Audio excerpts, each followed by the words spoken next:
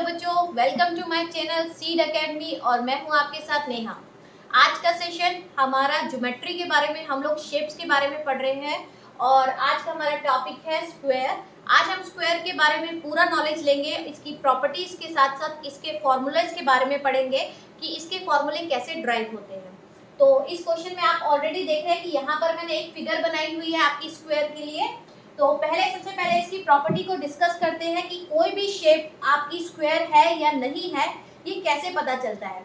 सबसे पहले बेटा, कोई भी जो शेप होती है उसमें 4 साइड्स होनी चाहिए। जो ऑलरेडी आप देख रहे हो कि A B, B C, C D और ए डी जो है वो 4 साइड्स है। बट साइड्स के साथ साथ जो अपोजिट साइड्स है वो भी आपकी इक्वल और पैरेलल होनी चाहिए। ठीक है, तो इसमें क्या है, इक्वल भी होनी चाहिए और पैरेलल भी होनी चाहिए। पिछली क्लास में मैंने ऑलरेडी आपको बताया था कि जब आपका रेक्टेंगल होता है तो उसमें क्या होता है, जो अपोजिट साइड्स होती हैं, जो पैरेलल होती है वो इक्वल होती है।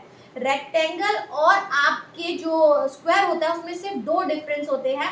पहला डिफरेंस होता है बेटा कि रेक्टेंगल में हम लोगों की जो अपोजिट साइड्स होती है वो इक्वल होती हैं, लेकिन इसमें क्या होता है, इसमें आपकी जो सारी साइड्स होती हैं वो इक्वल होती है। मतलब आप देख रहे हैं कि जो ए बी की लेंथ है वो भी ए है, बी सी की ए है, C D and D A सब ए है। यहाँ पर जो है, यहाँ पर भी आपका जो इंटरनल एंगल्स होते हैं जो वर्टेक्स पे बने हुए हैं वो भी आपके क्या होते हैं, सारे 90 डिग्री होते हैं। तो इसका मतलब आपको ऑलरेडी पता चल गया कि जो इंटीरियर एंगल्स का जो समेशन रहता है चारों का, वो आपका किसके बराबर होता है, 360 डिग्री के बराबर होता है। यहाँ पर दूसरी चीज, इसके बाद हम लोगों की इसकी जो दूसरी प्रॉपर्टी आती है वो बेटा आती है कि यहाँ पर जो आप डायगोनल बनाते हो, जो डायगोनल इंटरसेक्ट करता है आपस में, ठीक है, जो डायगोनल इंटरसेक्ट करता है वो आपका 90 डिग्री का एंगल बनाता है। कितना डिग्री का एंगल बनाता है, 90 डिग्री का एंगल बनाता है। जबकि आपका रेक्टेंगल में एक ऑब्ट्यूज एंगल बनता है और एक एक्यूट एंगल बनता है। लेकिन इन केस ऑफ स्क्वायर में जब 2 डायगोनल बाइसेक्ट करते हैं ईच अदर को, तो जो एंगल बनता है वो आपका 90 डिग्री का बनता है। ये आपका दूसरा डिफरेंस होता है। तो यहाँ पर आपने ऑलरेडी प्रॉपर्टीज को देखा है, इसकी हमने डिस्कस की कि पहला आपकी जो 4 साइड होती है, 4 साइड्स होनी चाहिए, प्लस आपके 4 वर्टेक्स होनी चाहिए और आपके 4 साइड होनी चाहिए और 4 वर्टेक्स होनी चाहिए। ये पहला हो गया। इसके बाद आपके ऑल साइड्स आर इक्वल, सारी साइड्स क्या होनी चाहिए, इक्वल होनी चाहिए। ठीक है, उसके बाद जो इंटीरियर एंगल्स होते हैं, interior angles must be 90 degree. आपके interior angle must be 90 degree. ठीक है, और आपकी जो अपोजिट साइड्स है वो क्या होनी चाहिए, पैरेलल होनी चाहिए। अपोजिट साइड्स क्या होनी चाहिए, पैरेलल होनी चाहिए। उसके बाद जो आपके डायगोनल्स है, जो D1 है वो D2 के बराबर होता है और कितने एंगल पे होता है, 90 डिग्री होते हैं। बोथ दोनों कितने होते हैं, 90 डिग्री होते हैं। यहाँ पर एक चीज आपको बच्चों याद रखना है कि जो यहाँ पर जो ये जो D1 होता है या D2 होता है, ये हमेशा ग्रेटर देन होता है बेटा आपकी किसी भी साइड से, साइड ऑफ द स्क्वायर से हमेशा जो डायगोनल होता है उसकी वैल्यू क्या होती है, ज्यादा होती है। तो आपको ये प्रॉपर्टीज ऑलरेडी पता चल गई है। ये मेन प्रॉपर्टीज है आपकी स्क्वायर की। इसके बाद हम लोग फॉर्मूले पे आते हैं कि ऑलरेडी जो फॉर्मूले होते हैं आपको पता है कि जो एरिया ऑफ स्क्वायर होता है उसको हम बोलते हैं, क्या बोलते हैं, आपने पढ़ा है लेंथ इनटू ब्रेथ होता है। लेकिन यहाँ तो लेंथ भी ए है और ब्रेथ भी ए है, तो यहाँ पर ए इंटू ए हो गया, तो इसको बोलते हैं ए स्क्वायर। ए स्क्वायर क्या है, आपका एरिया ऑफ स्क्वायर है। ठीक है, जब बात करते हैं पेरीमीटर की, मैंने ऑलरेडी आपको पेरीमीटर निकालना बताया था कि पेरीमीटर कैसे निकालते हैं। आपको पता है कि हम लोग आउटर पार्ट में घूमते हैं, तो यहाँ से पहले यहाँ गए तो हमें एक ए मिला, फिर आप यहाँ से यहाँ गए तब भी उसकी लेंथ ए थी, आप यहाँ से यहाँ आए तब भी ए थी, और आप डी से वापस ए तक गए तब भी ए था। तो टोटल आप देख रहे हैं कि यहाँ पर कितना आंसर आ गया आपका, 4a। कितना आंसर आ गया, 4a।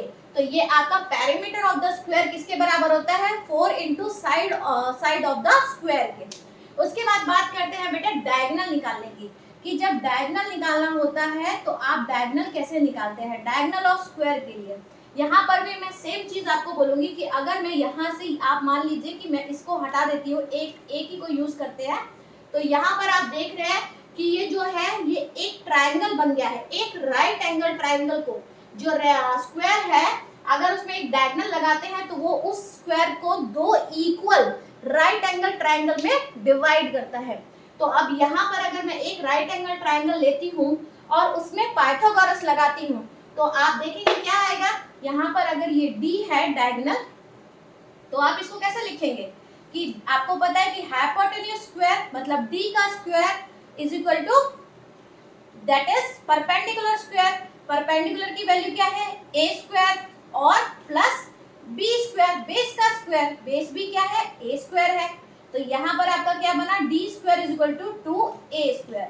और अगर d निकालना है आपको बेटा तो d के लिए आपको क्या निकालना पड़ेगा अंडर रूट 2a का स्क्वायर जो आपके अंडर रूट 2a के बराबर होता है। तो अगर आपको डायगोनल ऑफ स्क्वायर निकालना है तो वो अंडर रूट 2a के बराबर होता है।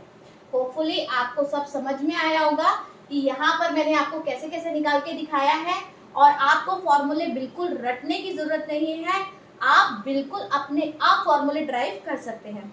इस पर एक क्वेश्चन हम लोग लेंगे अभी राइट नाउ, ठीक है। फॉर एग्जाम्पल के तौर पे एक क्वेश्चन यहाँ पर हम लोग लेते हैं जिसमें हम लोग क्या करेंगे आपका पूरा एरिया और डायगोनल प्लस आपका निकालेंगे, ठीक है। यहाँ पर हम कुछ भी लेट कर सकते हैं। अगर मैं यहाँ पर लेट करती हूँ कि जो साइड ऑफ द आपकी स्क्वायर है वो 5 सेंटीमीटर है, ठीक है। तो अब आपका 5 सेंटीमीटर है यहाँ पर। और प्लीज ये बहुत इंपॉर्टेंट है, आपके बहुत सारे चैप्टर आते हैं छोटे बच्चों के लिए, ये एरिया और पेरीमीटर के नाम से चैप्टर आता है। और मोस्ट इम्पॉर्टेंट मेरा ये समझाने का रीजन है कि इसके बाद हम लोग मेंसुरेशन स्टार्ट करने वाले हैं जो 7th 8th 9th 10th के बच्चों के लिए बहुत इंपॉर्टेंट है। बिफोर स्टार्टिंग दैट चैप्टर आपको इन सब की नॉलेज होना बहुत जरूरी है। और जिस बच्चे ने भी मेरे चैनल को सब्सक्राइब नहीं किया है प्लीज आप सब्सक्राइब कीजिए जिससे मेरी लेटेस्ट वीडियो आप तक पहुंच सके, और लाइक और कमेंट करना बिल्कुल भी ना भूलें। तो चलिए देखते हैं। यहाँ पर a जो है वो है 5 सेंटीमीटर है, a की वैल्यू 5 सेंटीमीटर है। अगर मुझे यहाँ पर एरिया निकालना है तो एरिया हमारा लेंथ इंटू ब्रेथ होता है बेटा, रेक्टेंगल के ही चीज से लेके चलते हैं। तो आपको पता है कि यहाँ पर जो वैल्यू है ये भी 5 सेंटीमीटर है आपकी, ठीक है। यहाँ पे भी 5 है, ये भी 5 सेंटीमीटर है, ये भी 5 सेंटीमीटर है और ये भी 5 सेंटीमीटर है। तो जब एरिया की बात करते हैं तो एरिया आपका क्या होगा, तो वो आपका किसके बराबर होता है a इंटू ए के बराबर होता है, मतलब a स्क्वायर होता है। तो आप लिख सकते हैं 5 का स्क्वायर जो आपका किसके बराबर होगा 25 के बराबर होगा। लेकिन 5 का क्या होता है बेटा, जब आप 5 को मल्टीप्लाई करते हैं तो 5 के साथ साथ सेंटीमीटर भी आपस में मल्टीप्लाई होते हैं। ऐसा नहीं है जब आपने 5 को 5 से किया, इसका मतलब होता है कि आप 5 सेंटीमीटर इंटू 5 सेंटीमीटर को मल्टीप्लाई कर रहे हैं। तो जब 5 इंटू 5 किया तो 25 आया। लेकिन जब सेंटीमीटर यूनिट को भी इसमें मल्टीप्लाई किया जाता है, इसलिए यहाँ पर जब भी एरिया आता है तो उसकी यूनिट पे हम लोग स्क्वायर लिखते हैं। क्या लिखते हैं, स्क्वायर लिखते हैं। तो आप बहुत अच्छे से पहचान सकते हैं, अगर कोई भी क्वेश्चन में ट्विस्ट होता है, बच्चों को कंफ्यूजन हो जाता है कि ये एरिया है या वॉल्यूम है, तो कभी भी आपको कोई भी यूनिट अगर स्क्वायर में दी हुई है तो आप समझ जाइए कि वो उसका एरिया है। तो यहाँ पर हमारा एरिया क्या निकल गया 25 सेंटीमीटर स्क्वायर निकल गया। अब उसके बाद बात करते हैं पेरीमीटर की। पेरीमीटर अगर बात करूं मैं कि पेरीमीटर क्या होगा, तो मैंने आपको ऑलरेडी बताया था कि बेटा अगर आपको फॉर्मूले में लेना है तो आप डायरेक्ट लिख सकते हो 4a, नहीं तो आप यहाँ से देख सकते हो कि मैंने a से लेके वापस a तक पहुंचना है। तो मैंने 5 plus 5 centimetre plus 5 centimetre plus 5 centimetre और प्लस 5 सेंटीमीटर, ये आप यहाँ से यहाँ गए 5 सेंटीमीटर, फिर 5 सेंटीमीटर, फिर 5 सेंटीमीटर और अगेन यहाँ पर। तो आपका देखा 5 plus 5 plus 5 plus 5 that is आपका 20 सेंटीमीटर आ गया। और अगर आप फॉर्मूले से निकालते हैं तो ऑलरेडी 4 इंटू आपका 5 सेंटीमीटर है, तो जो आपका हो जाता है 5 4 जा 20 सेंटीमीटर। यहाँ पर आपका सेम मैच कर गया। तो आप जरूरी नहीं है कि आप फॉर्मूले याद करें, अगर आपको पता है कि वो क्वेश्चन कैसे निकलना है तो आप उसे अपने दिमाग से और डायरेक्टली आप उस फिगर को देखकर भी फाइंड आउट कर सकते हैं। अगर बात की जाए इसमें थर्ड आपसे चीज पूछी जाती है कि अगर आपसे पूछा गया डायगोनल क्या है, यहाँ पर आपसे पूछा गया डायगोनल क्या है, तो अगर डायगोनल की बात करते हैं तो मैंने आपको बोला कि आप ये देख रहे हैं यहाँ पर ये क्या है, एक राइट एंगल ट्राइंगल है जिसे मैं शेडेड पोर्शन में कर रही हूँ। ये आपका क्या है, एक राइट एंगल ट्राइंगल है।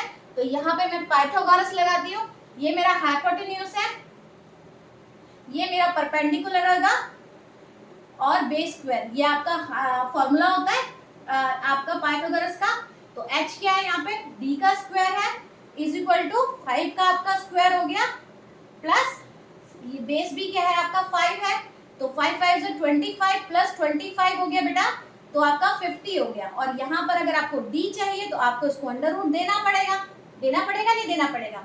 तो आप इसको कैसे निकाल सकते हैं, अगर इसके फैक्टर निकालते हैं तो आपका होता है 5 इंटू 5 इंटू 2।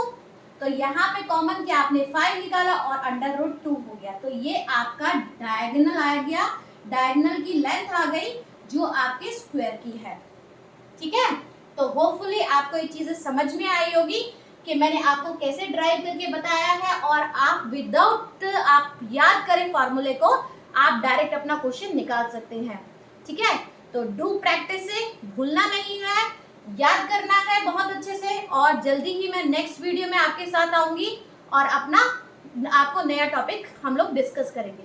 ओके, मिलते हैं नेक्स्ट वीडियो में। Thank you.